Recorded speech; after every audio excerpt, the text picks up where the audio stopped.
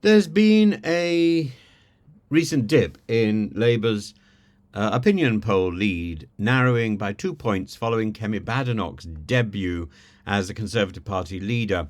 But please don't be misled by this. Statistics are notoriously malleable, and and to see two events and say, "Oh, they're linked. They're linked. Intractably linked." No, they're not necessarily. So Kemi Badenoch's debut as Conservative Party leader coincides with Trump's election victory, coincides with the fallout of the budget and people realising what's going to happen. So her electoral success in that very small electoral body signals a subtle yet significant shift in the political landscape in the UK. And the Techni UK poll for The Independent captured this early tremor, showing the Tories inching up to 25%, while Labour slipped to 29%, tightening the gap to 4 points. It doesn't mean it's got anything to do with Conservative success. It's far more to do with Labour failure. And this movement, modest though it may be, is enough to make political analysts and party strategists take note, but they shouldn't leap to conclusions. Or at least not a binary conclusion. Badenoch's early days in office have certainly showcased her strategic prowess, particularly evident in her confident performance of Prime Minister's questions, skewering Sir Keir Starmer with references to his minister's critical stances on Donald Trump, or at least Lammy's critical comments about Donald Trump, timed impeccably as the US election results unfolded. And Badenoch positioned herself as both a fierce debater and an astute observer of global political nuances. She's reading from her script, Starmer's reading from his script. She pointed out that Starmer was simply reading what other people had told him to say. Well, she should know because she was in that position not so long ago. This first week's highlight was a boon, of course, to the Conservatives, rallying disenchanted segments of their base and appealing to voters fatigued by the measured, technocratic image projected by Starmer's Labour. But it wasn't all Kemi Badenoch's fault or success. Badenoch's entry has not been without its blemishes. The resurfacing of a social media post featuring an inappropriate joke from before her time as an MP has raised questions about her past judgment and risked alienating more cautious voters, because essentially she doesn't think before she posts. She doesn't read her brief. She is very much of the Liz Truss school of thought, or school of absence of thought. She's better than Liz Truss. She speaks better than Liz Truss. But she seems to operate on the same principles that hard work isn't really something that she has to put in. And her past catches up with her. Moreover, her initial days coincided with the overshadowing spectacle of Trump's electoral comeback, somewhat dimming her debut's shine on the international stage. And we shouldn't underestimate the power of Trump.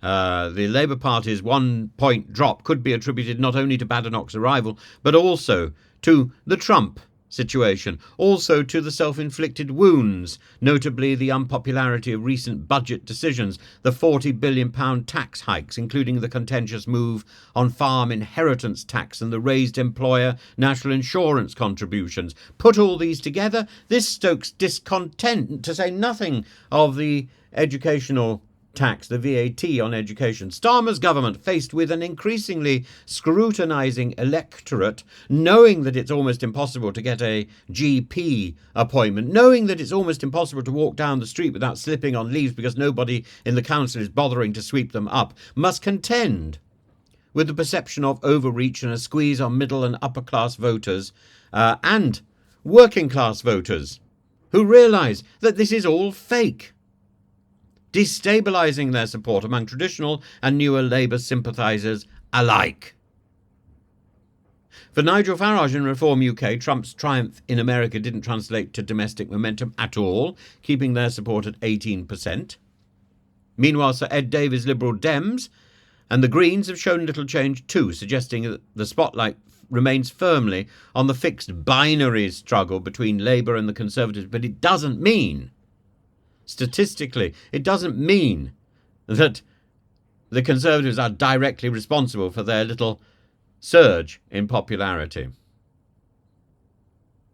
Despite the uptick for Badenock, therefore, challenges abound. Labour's lead among younger voters, those under 45, remains robust, and confidence in the Conservative government continues to languish, or the Conservative Party continues to languish. Sorry, I'm making the same mistakes as Keir Starmer, Prime Minister Rishi Sunak.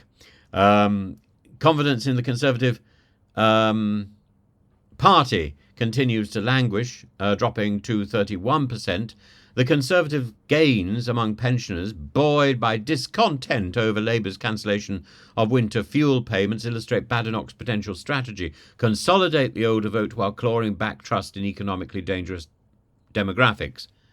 Badenock's unique appeal lies in her disruptor status, a leader who defies the conventional mould. Dubbed by some as the woke antidote, she embodies a paradox.